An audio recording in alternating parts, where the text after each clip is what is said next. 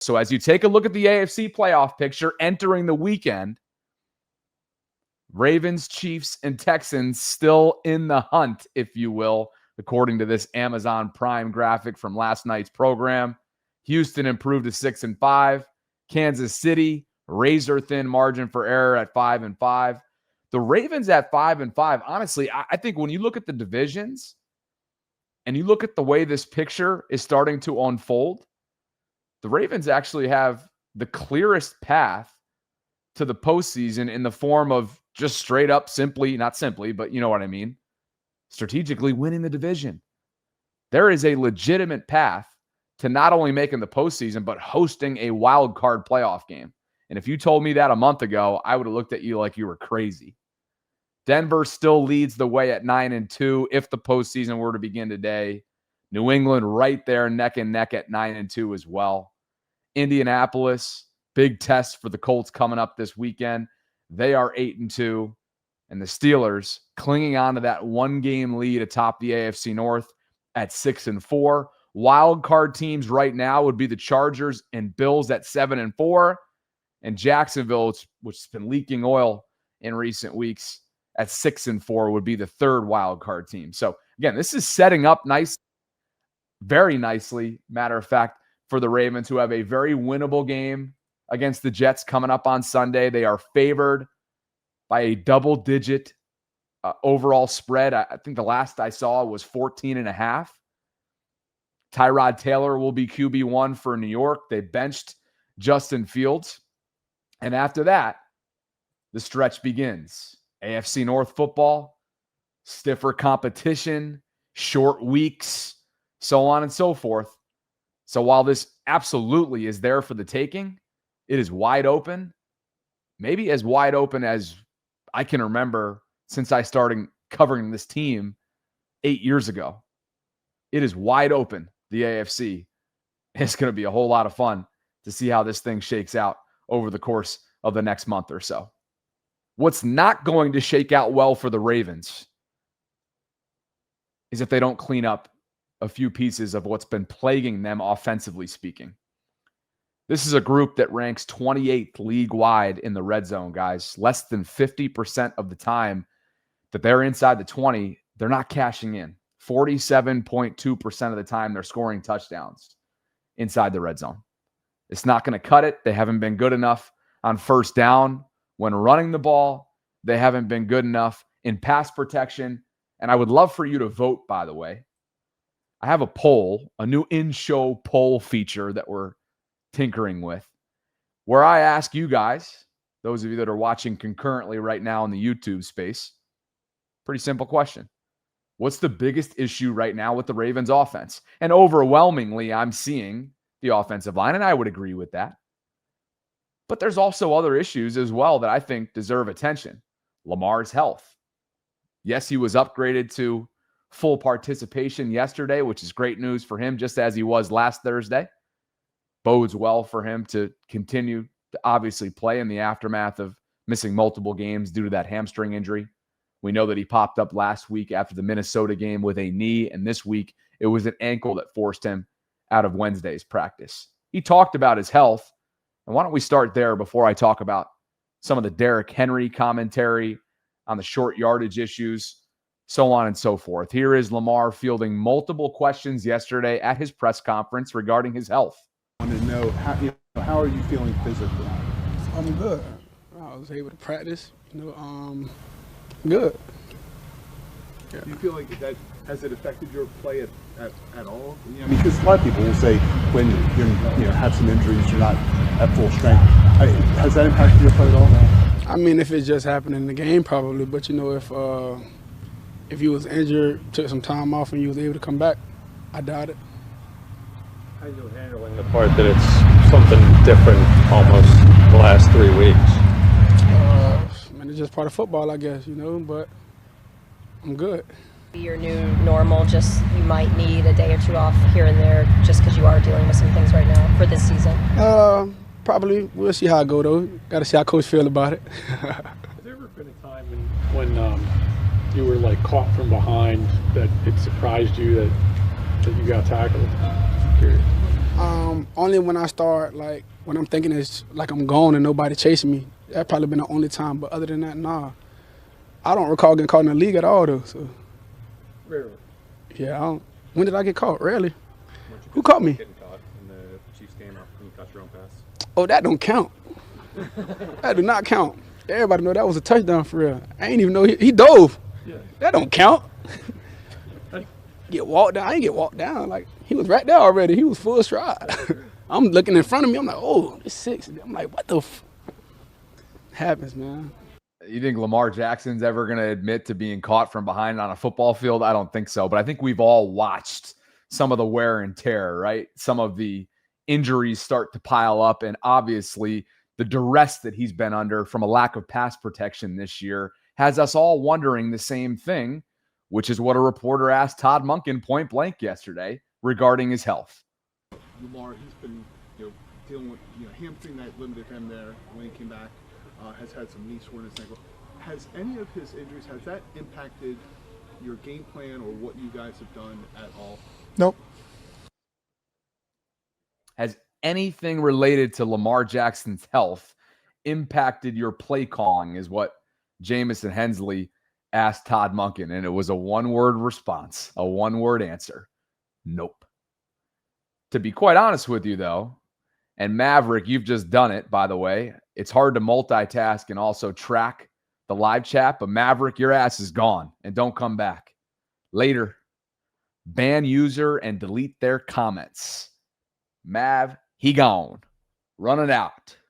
Back to the content related to Lamar's health. Of course, he's not going to say anything related to how he's truly feeling right now. But as we've watched some of the red zone issues unfold, as we've watched the lack of pass protection, as we've watched the guard play, the subpar below standard guard play, start to trickle down to other areas of the offense, right? Speaking to not only Lamar's congested pockets, but also the type of positions that Tyler Linderbaum has been put in as well at center when Fa'alele at times is simply searching for work. That speeds up.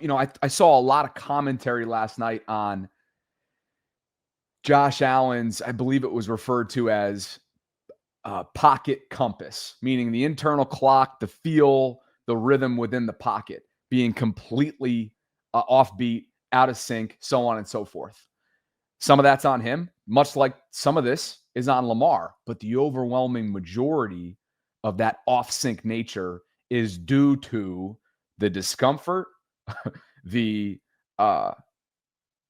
inability to process, and obviously go throughout all of your reads as a quarterback, knowing that rush is coming and coming often.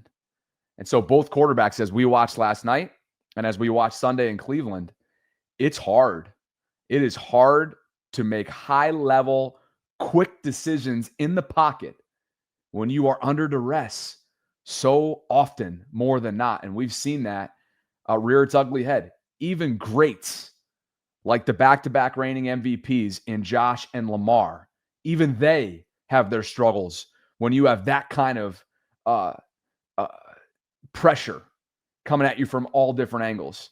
And the amount of breakdown and the lack of pass protection continues to, I think, frustrate some of the folks within this building, obviously. I thought Derrick Henry had somewhat of a prickly response when asked about some short yardage issues. In this case, a reporter was asking him specifically about what ended up becoming the game-winning play on Sunday in Cleveland for Mark Andrews and company. Obviously, Derrick and Lamar had their roles respectively, as did Pat Ricard, as did Charlie Kohler, sealing the edge. But Derrick, not exactly a fan of the way that this question was asked, or maybe, quite frankly, he's just tired of trying to come up with answers as to what continues to plague this group up front. Sort of confidence, though, in short yardage situations, though, going forward? This must have been the best play I've ever seen in y'all life. I mean, we just executed the play. It worked, and we always have confidence. Not because one play went for a touchdown, we don't have confidence. I mean, defense get paid too. Sometimes they're going to get the best of you, sometimes you will. So that's just football. Derrick, related, what do you think has to change, or how can the red zone, especially the deep red zone, improve? Execution. Us is executing, us being better. It all ties in together. I think it's just us focus on it and getting better at it, letting the results show. Just having to execute. This has been our style of play and the result that we want. All right, just in case you missed the part in the beginning there, right? He was asked about if Mark Andrews' game-winning play gives the team confidence in short yardage scenarios moving forward. And you could he smiles, but it wasn't exactly like a pleasant smile. It was almost like an irritated smile. And he goes, this must have been the best play y'all ever seen in y'all life. We just executed the play. It worked. And we always have confidence, not because one play went for a touchdown.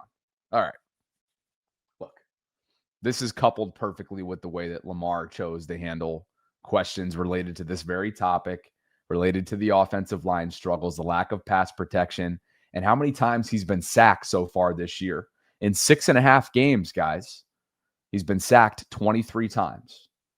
That totals the entire amount from 2024 collectively. That was the full body of work. It's not the right phrase. Body of work almost is a positive phrase. No, that's the amount of times that he was sacked last year, and he's already reached that number through 6.5 games this year. I think frustrations are running rampant. How can they not be? How can they not be? Here's Lamar on it. 3 sacks all of last year, and that's how many you have this year in fewer games. Talk to the offensive line about that, man. What? I mean, about that, man. I ain't trying to, realistically, I mean, talk to the guys about that. Do you feel the cumulative weight of some of the pressure you've been getting this year? I mean, it's part of football, Sometimes guys will get you, sometimes they won't, Like I said, I'm talking to my guys about that. They probably ain't gonna like that, though. Like, you guys telling me it's 23 sacks, they probably not gonna like that. No, I can't imagine anybody's gonna like that in any in any capacity, because quite frankly, we've seen some of the consequences that come from that. Missing games, having an inconsistent internal clock, or perhaps some indecisiveness, or some quick game issues, or perhaps in some cases holding on to the ball too long. It's all part of the equation. And when you're not running the ball effectively in the red zone, and you're not cashing in the red zone, and you're settling for field goals, the Ravens have been able to overcome some of these deficiencies over the course of their 4-game winning streak, a lot of which has to do with the defense playing above average and taking away the football, which they've done 8 times over the course of the last month, where they're 4-0. That's tied for first, by the way, league-wide from Zach Orr's group. So he's like, look, quote, I'm going to talk to my offensive line about that, he says. Todd Monken was asked about it. He refused to make any excuses, but also had this to say specifically about the issues that they've had in the red zone. Having Pat Ricard back has been a tremendous boost for us. I mean, the things he allows us to do in the run game, protection, his physicality that he brings is a big part of that. And then anything that we do, it doesn't matter whether it's 3rd down, 4th down, any down and distance, we're always trying to mirror up what we do as best we can. What we've done and what we've presented to the defense, how can we do something off of that? And that just happened to be one of them. I know you said the red zone issues are byproduct of multiple things, specifically, I guess, with the inability to run the ball down in the red zone. Why do you feel like you haven't been able to consistently do that part, I guess, now? Well, that's a part of it, but that's not the only part of it. We have to run it better, and it's not just the red zone. Short yardage in the black zone, 3rd downs. We always have to be able to run the ball well. And then when we don't, then we have to be able to execute in the passing game, which we have in the past, and we're certainly more than capable of doing it. But all of us, and I think our guys would agree to that, have owned that. And, you know, some of the last couple weeks have been unfortunate. You know, we get the ricochet off Rodgers' helmet. A week ago, we had a hell of a 2-minute drive and kick a field goal, but that gives you 0 for 1 in the red zone. But that was really a hell of a drive. And I'm not making excuses. We got to be a lot better in the red zone. But what matters most, just like any week, is that we're elite this week in the red zone, right? We're unbelievable in terms of offensive penalties, right? We haven't had procedural, we're not holding. But you know what matters? Is that we don't have penalties this week, right? That we're great on third down, that we're able to run it this week, that we're able to throw it this week. Just like anything, right? If you go 0 for 4 in baseball the day before, you know what matters now? Frickin' today. That's what matters right now. And really that's the way we're going to look at it, is you can't carry over stats, right? But we sure as hell can fix it and be really good this week. Forever and always, you're going to get some transparency and bluntness from Todd Monken, and he'll also look inward, right? He'll also hold himself and this entire offensive staff accountable, which is indeed refreshing. I see some of you commenting on that very topic in the red zone, and I believe him. Now, there's one area that I like, all right, I call his bluff a little bit, right? When he was asked a couple moments ago that I shared the snippet of, is Lamar's health impacting the way that you call plays? And he just straight up one-worded and said nope. Of course he has to say no. He's not going to say yes. I think we can all see with our own two eyes that it's clear that Lamar does have some limitations right now physically, and a lot of that has to do with the wear and tear and breakdowns in pass protection this year that has put him in some very difficult spots, not to mention taking probably the 2 biggest hits of his career. One came against the Bills and Ed Oliver, and then the other came just 2 weeks ago. That's not to mention, by the way, the 5 sacks that he took against Myles Garrett and company, not all of which were the offensive line's fault, but there is a cumulative effect that has on the psyche. No question about that.